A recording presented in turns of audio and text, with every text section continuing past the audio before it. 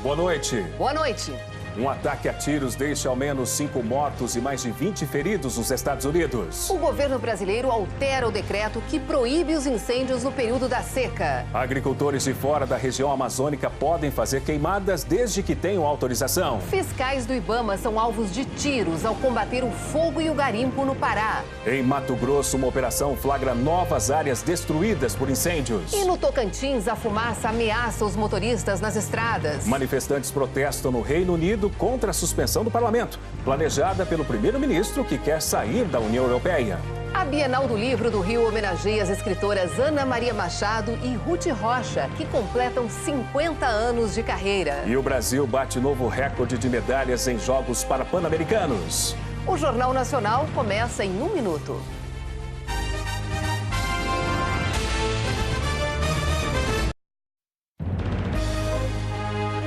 Jornal Nacional. Hoje com Cristina Ranzolin, do Rio Grande do Sul, e Márcio Bonfim, de Pernambuco.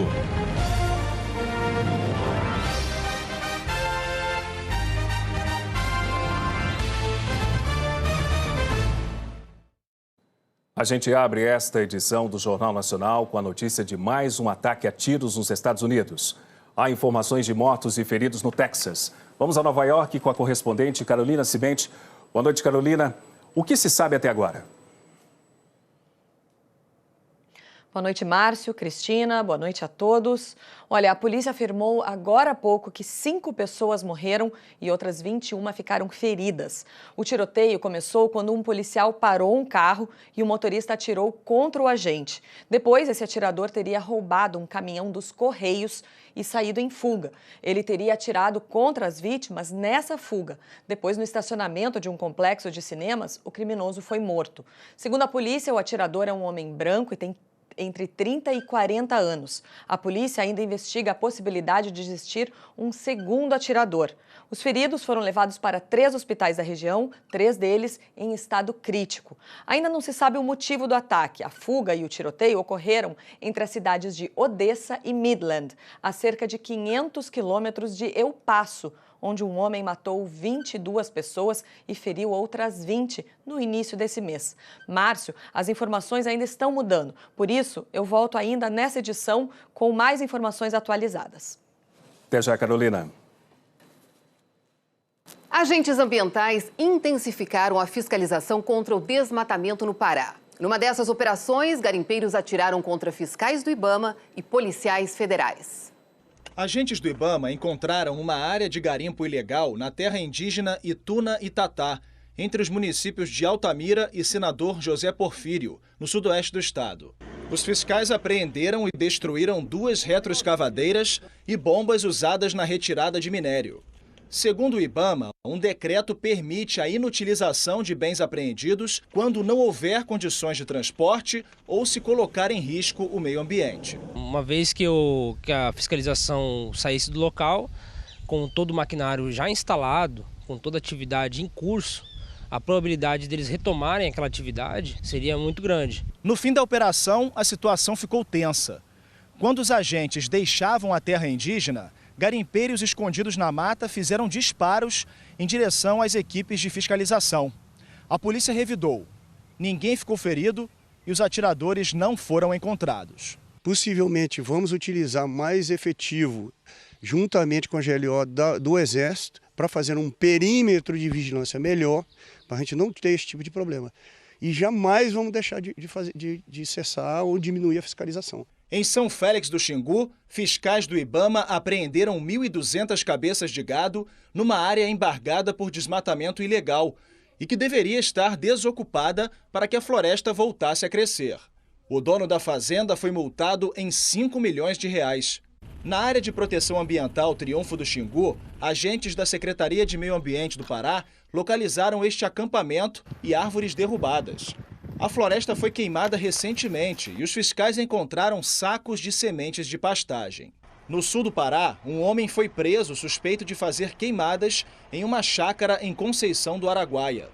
Em Mato Grosso, fiscais localizaram uma área queimada do tamanho de 30 campos de futebol nesta fazenda em Colniza, nordeste do estado. Pelas coordenadas vamos saber o proprietário, saber qual foi o ocasionou esse incêndio e responsabilizá-lo por isso. Segundo o Instituto Nacional de Pesquisas Espaciais, Colniza é o 8º município com mais focos de queimadas no país. Em apenas uma semana, as equipes de fiscalização identificaram mais de 60 incêndios na mata. Um decreto publicado hoje em edição extra do Diário Oficial da União autoriza as queimadas fora da Amazônia Legal, desde que elas tenham autorização de um órgão ambiental e sejam imprescindíveis para a colheita. O texto altera o decreto da última quinta-feira que proibiu queimadas em todo o Brasil. O emprego do fogo continua proibido nos 9 estados da Amazônia Legal. As queimadas na Bolívia têm deixado as autoridades brasileiras em alerta. A principal preocupação é com o avanço do fogo na fronteira. Nas comunidades rurais bolivianas, de combater o fogo é assim, de improviso. Desde o início de agosto, quando as queimadas se intensificaram, os moradores tentam impedir que o fogo atinja as casas. Em São Matias, cidade que fica na fronteira com o Brasil, em Mato Grosso, 1.500 pessoas tiveram que abandonar as casas. Este líder comunitário conta que o fogo atingiu plantações e que está tudo queimado em volta da comunidade. O prefeito da cidade diz que este ano o fogo foi mais intenso e devastou boa parte do Pantanal boliviano. Aqui no município de São Matias, os incêndios florestais atingiram 160 mil hectares. Isso equivale a 160 mil campos de futebol de tamanho oficial. O que está preocupando as autoridades brasileiras é a facilidade com que esse fogo pode passar de um país para o outro. Mato Grosso tem 700 quilômetros de fronteira seca com a Bolívia.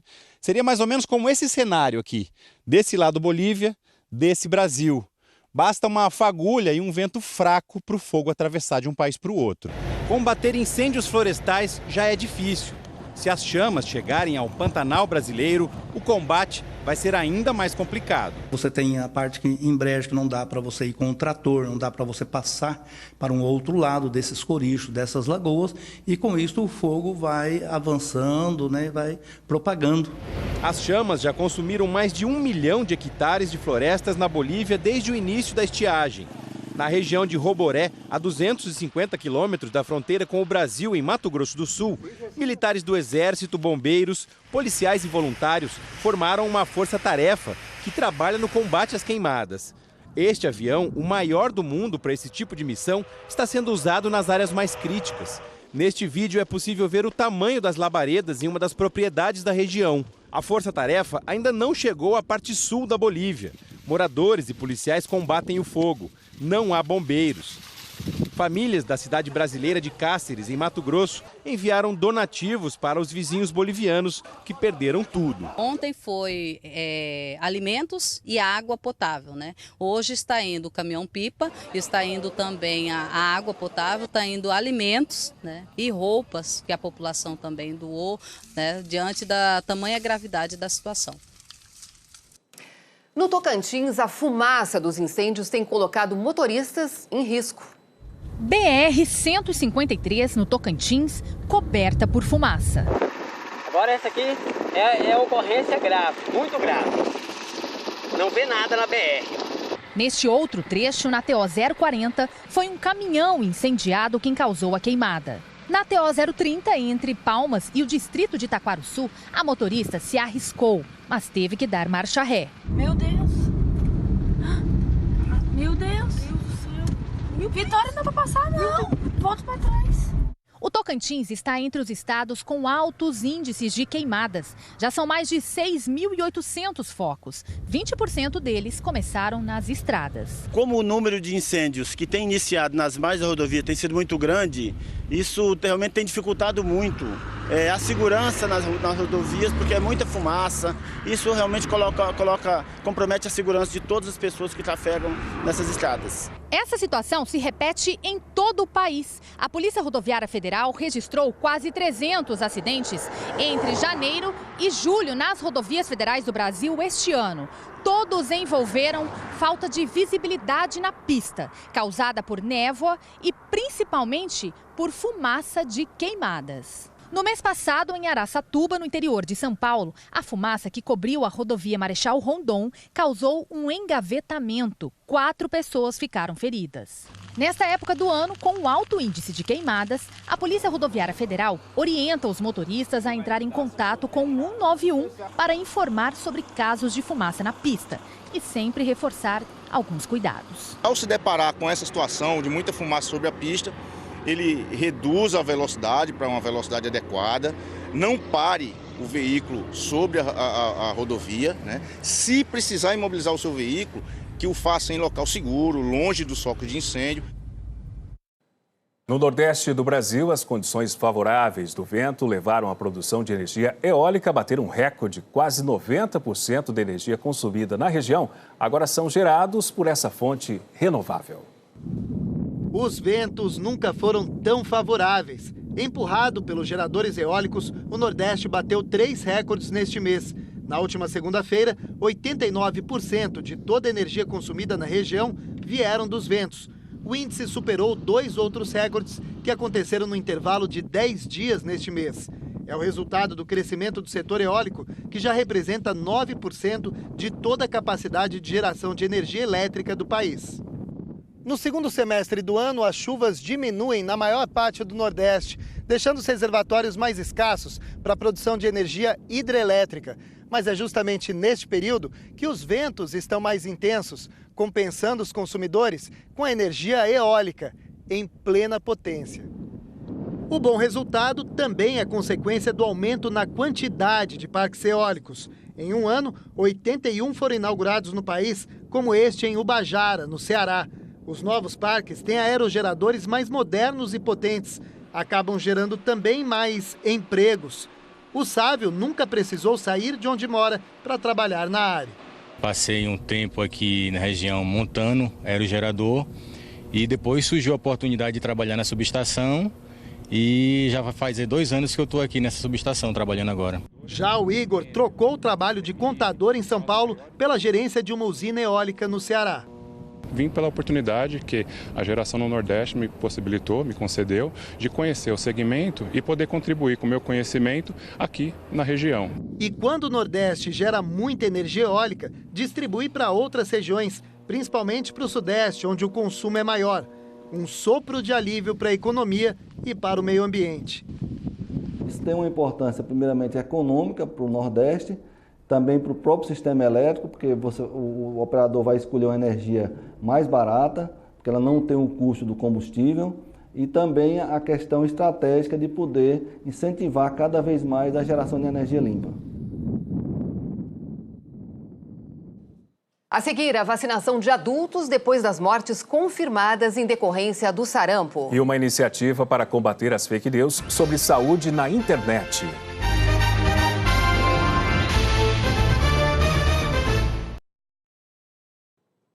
As 3 mortes confirmadas esta semana, incluindo a de um homem de 42 anos, geraram preocupação sobre a imunização entre os adultos, especialmente em São Paulo, estado que concentra quase todos os casos de sarampo no país. Por causa do surto de sarampo, apareceu uma picadinha a mais na vida dos bebês. Ela está com 7 meses e meio, então ela, fora a campanha, ela nem teria que tomar a vacina agora, né? Só tomaria com 1 ano. Mas aí, com a questão do sarampo, agora a gente tem que antecipar. Essa é uma vacina extra, a chamada dose 0, para proteger bebês com idade de 6 a 11 meses, nesse momento em que o vírus está se espalhando. Depois dessa dose extra, a criança ainda precisa tomar as doses do calendário normal do sarampo.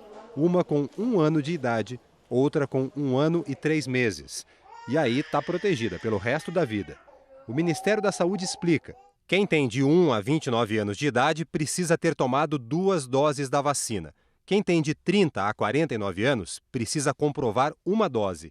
Subentende-se que essas pessoas já haviam tomado uma primeira dose quando crianças. Os mais velhos não precisam de vacina porque muitos tiveram sarampo quando eram crianças.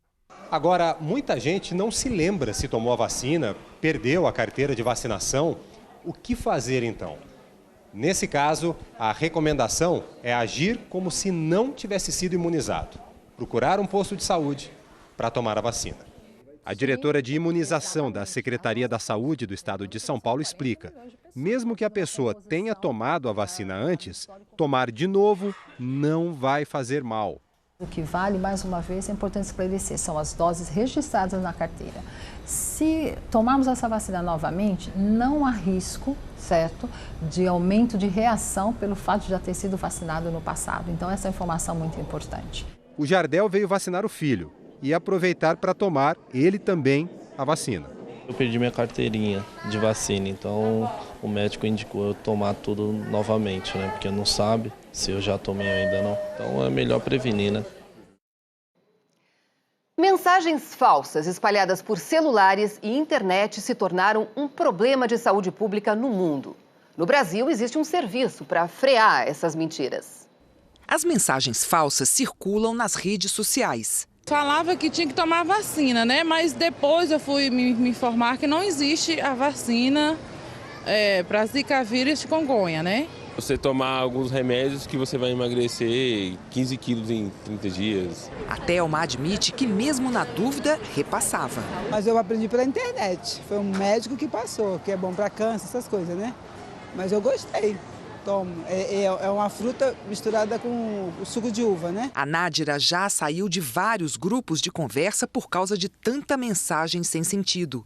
E lembra até de um vídeo falso que dizia que mamografia causava câncer. A gente vê um vídeo apenas e não pensa que aquilo tem impacto, mas aí quando chega na hora de uma mulher fazer uma mamografia, ela pensa duas vezes. Quando você recebe uma mensagem sobre uma doença, vacina, um chá milagroso e desconfia, pode encaminhar a dúvida aqui para essa equipe do Ministério da Saúde. O pessoal recebe as perguntas e checa com especialistas em qualquer área de saúde. O WhatsApp é o 61 99289 4640. O Ministério diz que tenta responder em até 24 horas. Em um ano, 11.500 dúvidas foram esclarecidas. A maioria era fake news. Todas as respostas são publicadas no site do Ministério da Saúde. Levam um carimbo informando se a mensagem é verdadeira ou falsa. E a pessoa pode compartilhar com quem quiser.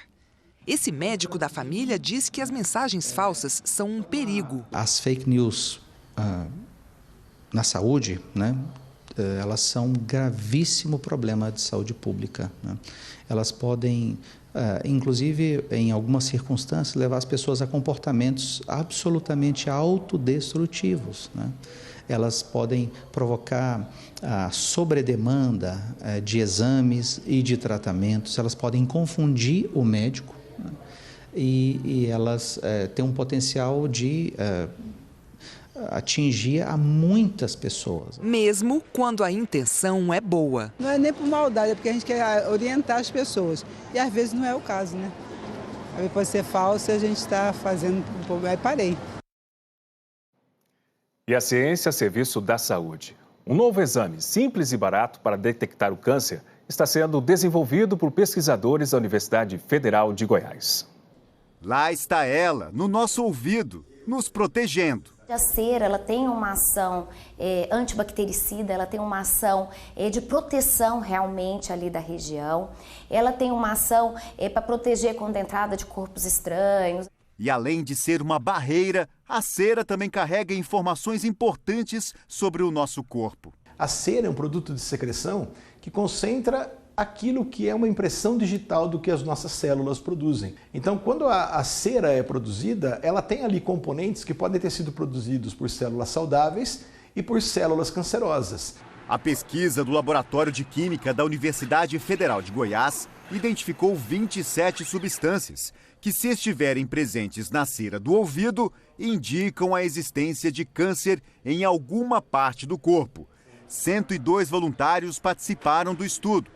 Com amostras do tamanho de um grão de arroz, foi possível identificar quem estava doente. A descoberta, chamada de uma nova fronteira no diagnóstico de câncer em humanos, foi publicada numa das mais importantes revistas especializadas do mundo, a Scientific Reports. Em 5 horas, é possível verificar se o paciente tem ou não câncer.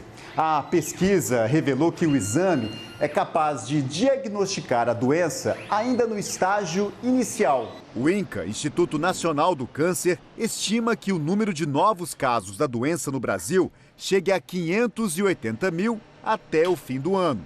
Segundo os pesquisadores, com a doença diagnosticada mais cedo, os médicos ganham tempo para analisar o tipo de câncer e definir o melhor tratamento. Essa é a expectativa que nós temos, é conseguir curar um número maior de pessoas do que é possível hoje com outros diagnósticos que existem. A ideia é que, por ser simples, a análise da cera de ouvido se torne tão comum quanto um exame de sangue usado para detectar problemas de saúde. Quem já faz tratamento contra o câncer sabe a importância do diagnóstico precoce. No começo é mais fácil de tratar, tem mais chance de tratar. A gente sofre menos, porque tem condições assim de tratar, né? Hora da previsão do tempo, vamos até São Paulo falar com a Eliana Marques. Boa noite, Eliana. Que prazer falar com você. Prazer é todo meu, Cristina. Bem-vinda, bem-vinda ao Márcio também. Boa noite a todos. Vem cá, eu vou começar perguntando sobre a previsão do tempo lá no meu Rio Grande do Sul. Como é que tá por lá? Vamos lá, olha, amanhã previsão de tempo firme no Rio Grande do Sul, mas isso depois de temporais com granizo atingirem 8 cidades gaúchas de ontem para cá. E algumas pedras de gelo tinham o tamanho de bolinhas de ping-pong. Neste domingo, a chuva volumosa avança para as áreas mais coloridas aqui desse mapa, então pegam principalmente o leste de Santa Catarina e o sul do Paraná e também esfria. Máximas de 17 graus em Porto Alegre e em Curitiba e de 18 em Florianópolis, com previsão de bastante chuva nas capitais de Santa Catarina e do Paraná, Cristina e Márcio. E Eliana, como é que fica o tempo no meu Recife? Olha, por lá é aquele sol lindo de sempre, calor e chuva passageira no Recife. A mesma previsão nessa faixa em verde aqui, olha, que vai do Recôncavo Baiano até o litoral da Paraíba.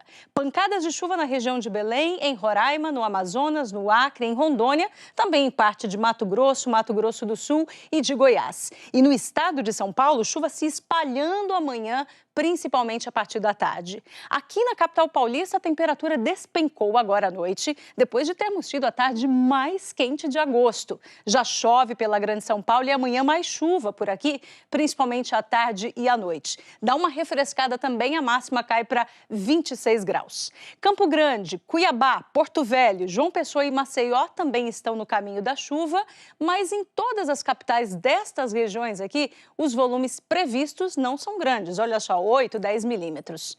Em grande parte do Brasil ainda vão predominar sol, tempo seco, com Palmas, Goiânia, Brasília, Belo Horizonte e Teresina registrando os menores índices de umidade do ar, entre 12% lá em Palmas e 28% em Teresina, bem longe do ideal, que é algo em torno dos 60%.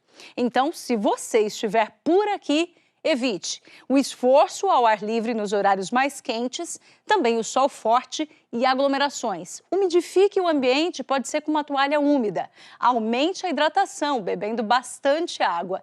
E use soro fisiológico no nariz, para não ficar tão seco e aumentar o seu conforto. No Rio de Janeiro, a umidade do ar baixa também amanhã, com calor de até 31 graus. E como vai ter sol o dia todo no Rio, fica a dica para você, Cristina, para você, Márcio, para vocês aproveitarem amanhã a praia aí no Rio. Ótima dica, Eliana. Foi um prazer conversar com você. Uma ótima noite, um ótimo fim de semana para você. Prazer foi meu também. Uma ótima noite a todos. Bom domingo. Márcio. Obrigado.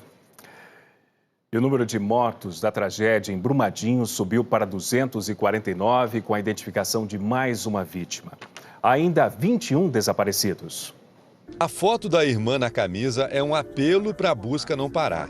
Juliana trabalhava no canteiro da Vale quando foi soterrada pela lama. A família espera há mais de 7 meses a chance de fazer a última homenagem. Então eu tenho a esperança mesmo de encontrar ela e todos os outros. Ainda são 21 famílias alimentando essa mesma esperança. E a expectativa aumentou nos últimos dias com uma mudança na estratégia dos bombeiros que estão trabalhando nas buscas. Depois de vasculhar todo o terreno a uma profundidade de 3 metros, eles passaram a instalar tubos, chamados de cones de odor, até atingir 6 metros de profundidade. Só aí, cães farejadores entram em ação novamente. Foi assim que o corpo de um operário foi localizado ontem. Ele estava com o crachá e a identificação já foi confirmada pelo Instituto Médico Legal em Belo Horizonte.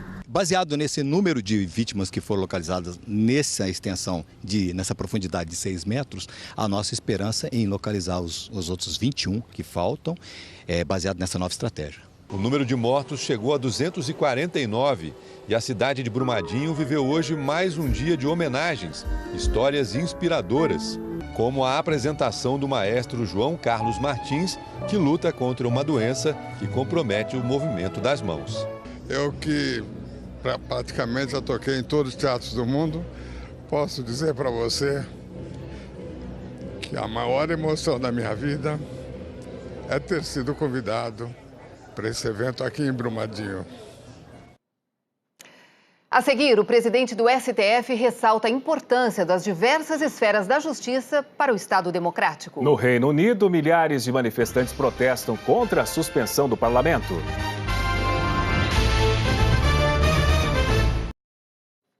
O presidente do Supremo Tribunal Federal, Dias Toffoli, discursou hoje em um evento da Associação dos Advogados de São Paulo, em Campos do Jordão. Ele explicou o papel do presidente da instituição.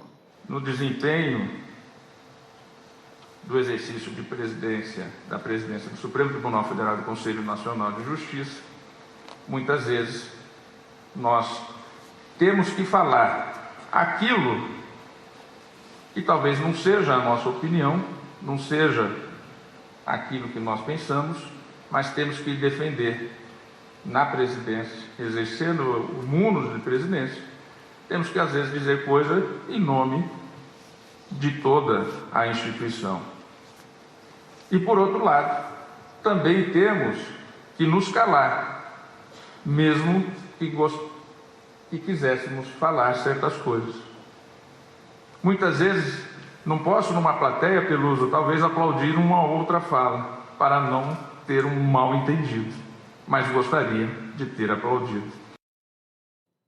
Dias Toffoli ressaltou a importância das diversas esferas da justiça para o Estado democrático.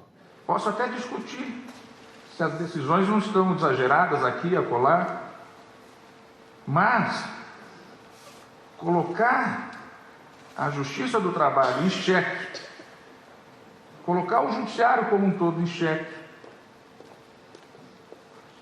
nós não podemos fazer. E tudo começa assim. Vamos começar extinguindo o Ministério Público do Trabalho. Para que ele serve? Depois amanhã todo o Ministério Público. Eu posso discutir os exageros do Ministério Público, feitos por alguns. Mas não há dúvida que a instituição Ministério Público é essencial no funcionamento também do Estado Democrático de Direito, como o é a advocacia. Dias Toffoli ressaltou também a importância de explicar que o STF atua como árbitro, independentemente de paixões políticas, e que isso é importante para evitar desconfianças da sociedade. Qual é o grande papel do judiciário hoje? E é aqui que eu acho que está o nó gordo da questão, que pode levar a uma deslegitimação e uma desconfiança da sociedade para com o judiciário. É a segurança jurídica. Nós existimos para garantir, obviamente, numa função política do Supremo Tribunal Federal, o poder moderador, a arbitragem dos conflitos entre os poderes, no Pacto Federativo, mas para o cidadão, ao fim e ao cabo, isso tudo é muito difícil de ser compreendido. Se ele estava defendendo o Lula, ele acha que o Supremo errou e não dá o habeas corpus, e começa a reclamar, Se concede um habeas corpus na turma a alguém que havia sido condenado na Lava Jato, passa o outro lado dizer que o Supremo está errado. E aí a gente acaba chegando a quase 100% de contrariedade, Porque nós estamos falando dos dois lados que disputaram o segundo turno da presidência da República. Os dois pensamentos que disputaram e chegaram com mais da metade. Toffoli finalizou afirmando que um juiz deve seguir sempre a lei, independentemente de seus desejos pessoais. Por isso, qualquer que seja o caminho seguido pelo Poder Judiciário nesse novo mundo, ele passa pelo inegociável respeito às leis e à Constituição. E a lei não pode ser o meu desejo. Ser juiz é não ter desejo. Milhares de pessoas saíram às ruas no Reino Unido para protestar contra a suspensão do parlamento. Os correspondentes Pedro Vedova e Ross Salinas acompanharam a manifestação em Londres. O protesto não foi dos maiores, mas serviu como alarme para o governo. O primeiro-ministro suspendeu o parlamento a 2 meses do prazo de saída da União Europeia. Férias forçadas aos deputados de 23 dias úteis, no momento mais importante em décadas. A manobra é prevista em lei, mas em geral dura menos tempo. Esse britânico afirma que o governo não tem direito de tirar o poder dos representantes do povo. Ela veio pela primeira vez na vida a um protesto, porque acha que a democracia está em risco. Os manifestantes pararam aqui em frente ao gabinete do primeiro-ministro pedindo para o Boris Johnson deixar o cargo. O argumento é que ele foi eleito numa votação interna do Partido Conservador. A maioria dos britânicos, portanto, não teve voz na escolha de quem comanda o país. O primeiro-ministro disse que a suspensão é para organizar o governo. Mas para eles, Boris quer impedir a criação de uma lei que proíba o governo de abandonar a União Europeia sem acordo nenhum. Os manifestantes não assistiram calados à manobra que vai silenciar o parlamento. Eles gritam até perder a voz. Já em Hong Kong, região semi-autônoma da China, manifestantes e policiais se enfrentaram em protestos violentos. Os protestos estavam proibidos hoje, mas os manifestantes saíram às ruas, atearam fogo em barricadas e atacaram prédios do governo e tropas de choque com bombas incendiárias. A polícia revidou com balas de borracha, gás lacrimogênio e gás de pimenta. Os confrontos se estenderam para as estações de metrô.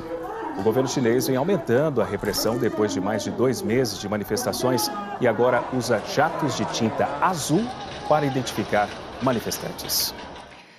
Amanhã no Fantástico você vai ver como uma mulher usou 322 identidades falsas para fraudar o INSS. Edu Virgem Alves Gomes fazia parte de uma quadrilha que desviou milhões de reais dos cofres públicos. Sabe como? Sacando a aposentadoria de pessoas que já morreram. Usando o nome de Carmen Muniz Leite, que está enterrada neste cemitério desde 2010, os fraudadores conseguiram sacar quase R$500 milhão. O golpe do delivery, flagrantes no trânsito, no posto de gasolina. Como agiam os assaltantes que se passavam por entregadores de comida. Deu voz de assalto e falou, passe o relógio, passe o relógio.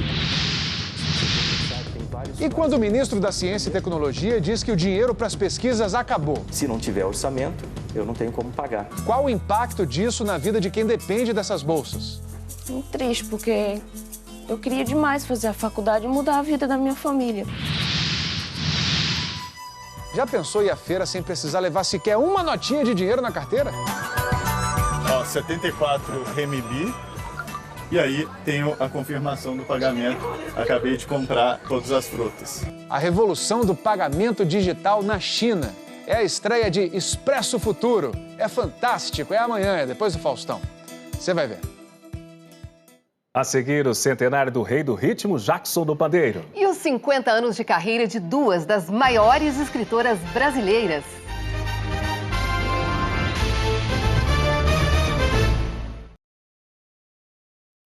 O músico Jackson do Pandeiro, que se tornou uma referência do swing nordestino, completaria hoje 100 anos. E a obra dele continua viva, inspirando artistas em todo o Brasil. O rei do ritmo. Jackson do Pandeiro é conhecido assim.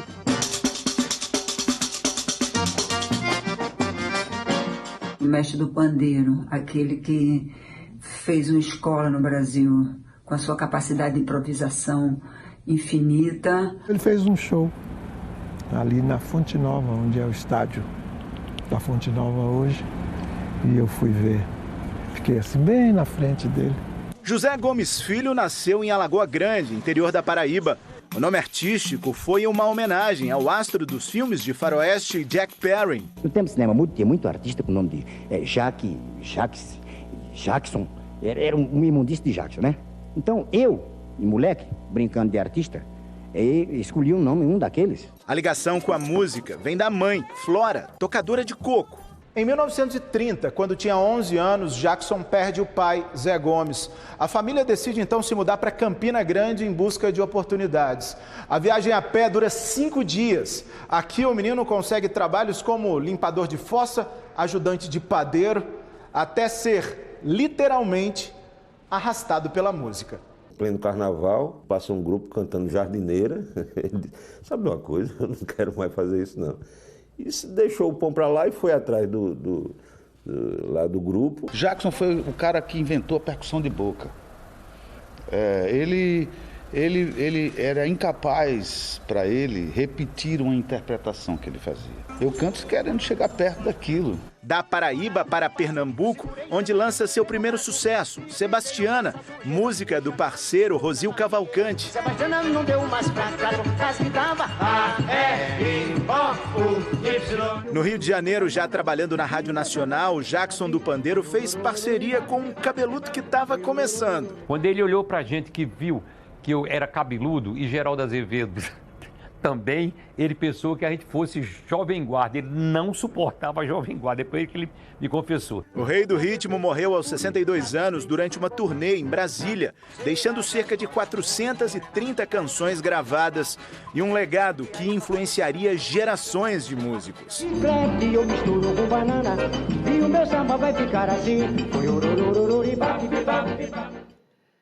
A Bienal do Livro do Rio está homenageando as escritoras Ana Maria Machado e Ruth Rocha, que completam 50 anos de carreira na literatura infanto-juvenil. As duas, que são amigas de longa data, deram uma entrevista para a repórter Elaine Basti.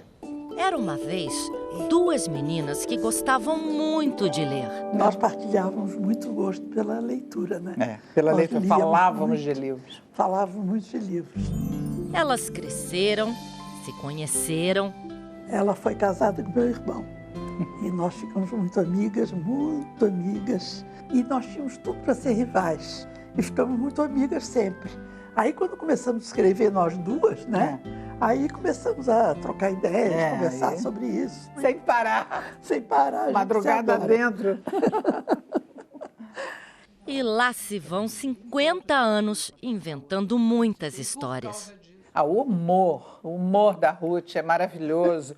E a concisão é um dom que ela tem de, com poucas palavras, fazer uma coisa tão cheia de sentidos. Os livros dela são livros bem construídos, sabe? São construídos de uma maneira inteligente, de uma maneira muito boa. Obras que conquistam pequenos leitores até hoje. A criança muda, como você diz, a criança se veste diferente. Mas a criança por dentro tem os mesmos problemas. Tem ciúme, tem medo, os sonhos, os anseios, os medos, os receios, as angústias. Esses são os mesmos do ser humano sempre. Quando a gente começa a contar uma história, a criança já para e começa a prestar atenção. Eu acho que é a própria magia da história que conquista o leitor. Quando eu leio uma coisa, traz curiosidade dentro de mim. Aí eu quero saber o que aquela coisa significa. Quem é curioso de um jeito bom. Aí gosta de ler muito. Eu sou uma dessas pessoas. Sofia, Gustavo, Nathalie e João Pedro descobriram os livros no projeto de leitura da escola pública em que estudam.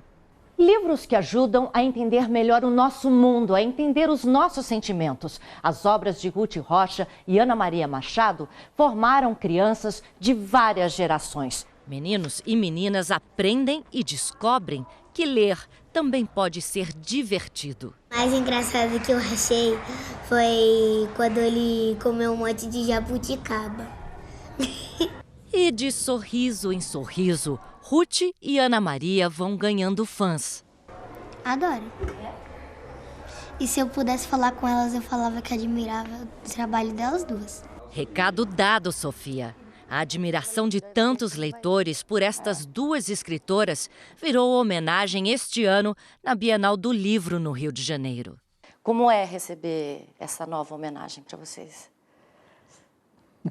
Sempre é bom, né? Sempre é bom. Eu acho que reconhecimento é bom, todo mundo gosta e merece, né? Merece muito. Juntas, publicaram mais de 400 livros. meio século cada uma, dá um século de livro infantil, vai que junta. Ana e Ruth. Essa amizade bem que poderia dar um livro. A seguir, novas informações sobre o ataque a tiros nos Estados Unidos. E a morte de um piloto na Fórmula 2 comove o mundo do automobilismo.